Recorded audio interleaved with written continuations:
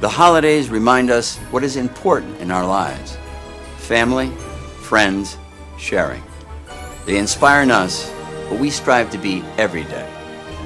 Knowing that a kind word can give meaning to someone's life, the success of our work is really measured in the lives that are touched. May this holiday season remind us what is truly important in our lives: each other. Happy holidays from Dressler Strictly.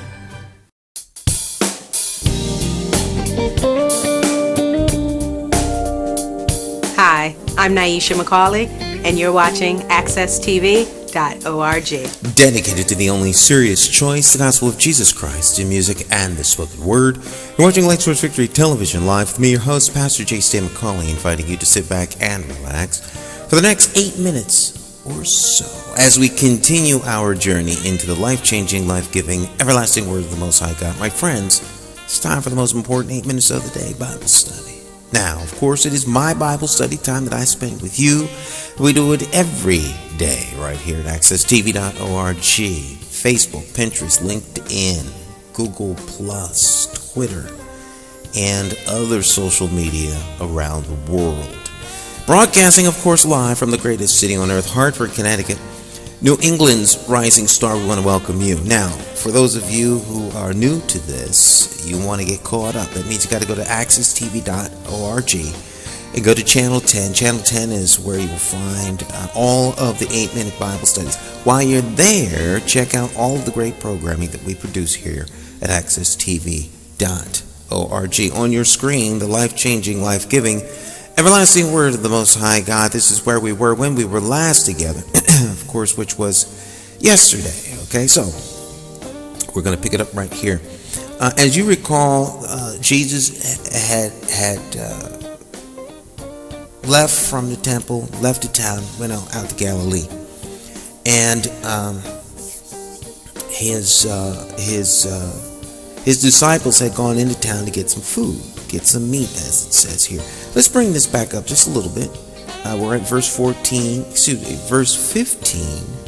of chapter 4 of the Gospel of John. So let's go up to verse 14, 13, 12, 11, 10. Here we go, verse 7. There cometh a woman of Samaria to draw water. And Jesus saith unto her, Give me to drink. For his disciples were gone away into the city to buy meat. All right, so to get food. All right, now Jesus was becoming quite known, and multitudes of people were following him, and he was causing quite a stir among the religious leaders of the day. Okay, the institutional leadership that was there. So he is off kind of to his own. There's no one really around but this woman. And he asks her for some water. And the woman replies to him in verse 9. She says unto him, How is it that thou, being a Jew, askest drink of me, which am a woman of Samaria? For the Jews have no dealing with the Samaritans. Verse 9, top of the screen, please. Verse 10, Jesus answered and said unto her, If thou knewest the gift of God, and who it is that saith unto thee, Give me to drink, thou wouldest have asked of him, and he would have given thee living water. The woman saith unto him, Sir, thou hast nothing to draw with, and the well is deep. From whence then hast thou living water? Now Jesus didn't have any way to get the water out. He's thirsty. The well is there. The woman comes to draw water. She obviously has a way to get the water out. Jesus asks her, "Can you give me some water?" And the conversation we just talked about ensues. Verse 12. Art thou greater than our father Jacob, which gave us the well, and drank thereof himself, and his children, and his cattle? Verse 13. Jesus answered and said unto her, Whosoever drinketh of this water shall thirst again. Talking about the natural water that comes out of the well. You draw the water out, you drink, you gotta come back another day because you're thirsty again, right? The body requires sleep, it requires food, it requires, it requires water, hydration.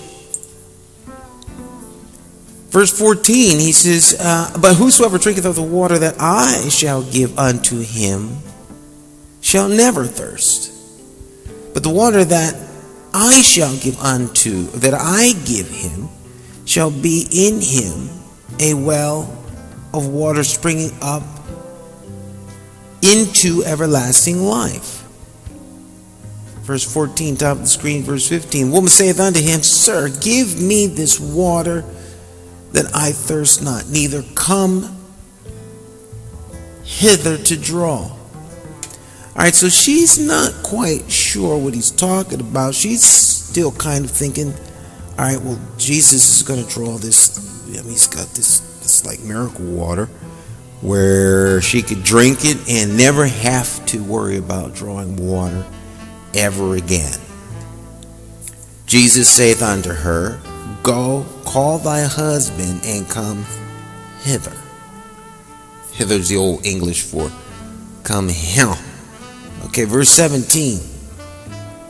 The woman answered and said, I have no husband. And Jesus saith unto her, Thou hast well said, I have no husband, for thou hast had 5 husbands, and he whom thou now hast is not thy husband. In that saidest thou truly. The woman saith unto him, Sir, I perceive that thou art a prophet. Now this is interesting. She didn't try and say, what business is of yours that,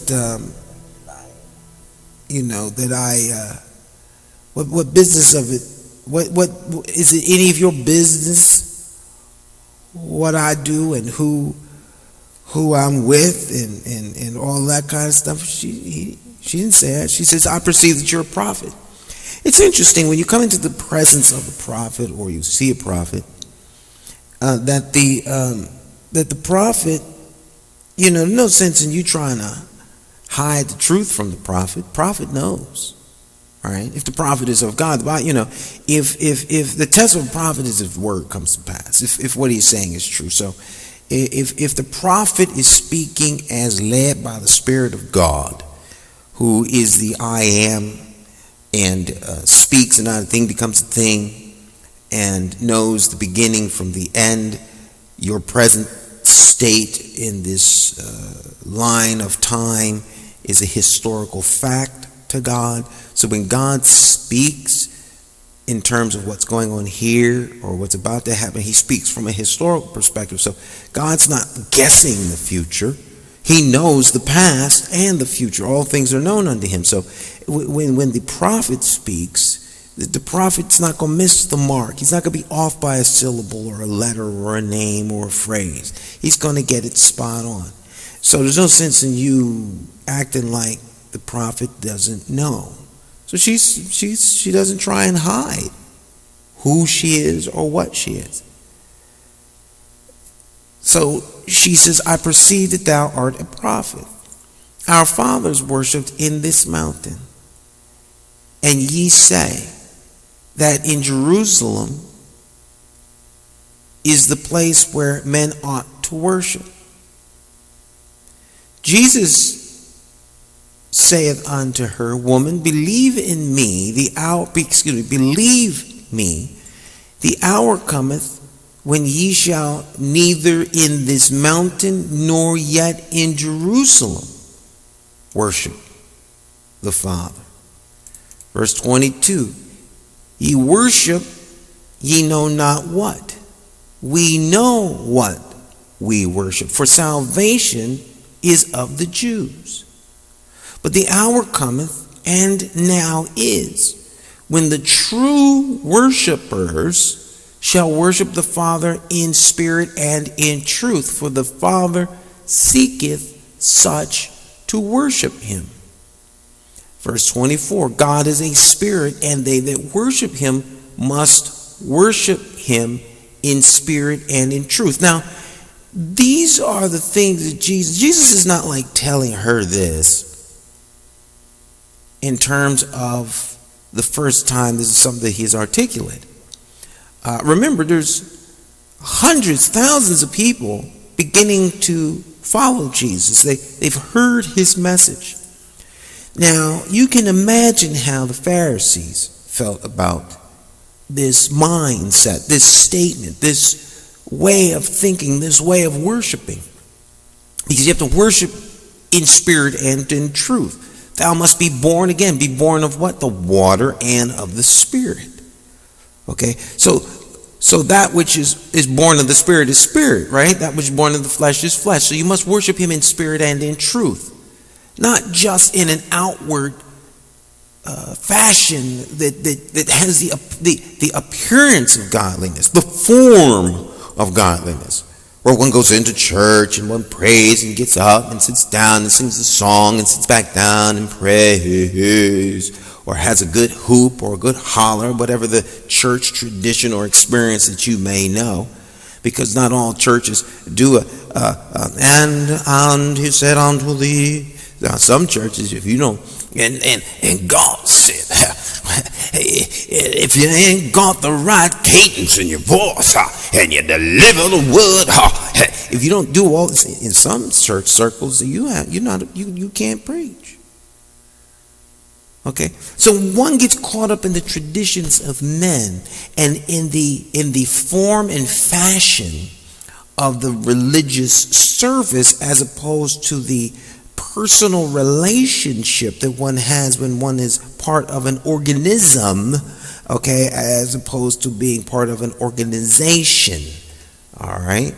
And so Jesus says to her, spirit and truth is what God is looking for. The woman saith unto him, verse 25, because we're running out of time, I know that Messiah cometh. I know that the Messiah cometh. My old English is getting rusty. Which is called Christ. When he is come, he will tell us all things. Jesus saith unto her, I that speak unto thee am he. Okay, so now Jesus is making it very, very plain. I am the promised Messiah. That is who you're speaking to. And it is he that sets men free. That's a good place to leave it. We'll do the old cliffhanger. All right? And we'll stop right there. Doesn't mean you gotta join me tomorrow. Okay? Join me tomorrow as it gets a little bit more dramatic tomorrow. Okay? Remember, when it's all said and done, the only thing you need to know is this fact, and that is, of course, that Jesus Christ is the Lord of lords and King of kings. He alone saves and changes lives. Won't you call on his name today? Allow him to be Lord of your life. Those of you that have accepted Jesus Christ as your Lord and Savior, remember to double down. All right? Double down. It's time to man up. It's time to woman up. Time to boy or girl up for Jesus. Stand strong in the faith, knowing that no weapon formed against you shall prosper. Your part in this ministry is to share it with friends and family. That's all we ask. We don't ask for your money. We ask for your action and your willingness to help us spread this word. All right. God bless you all and keep it strong in faith. We'll see you tomorrow. Bye-bye.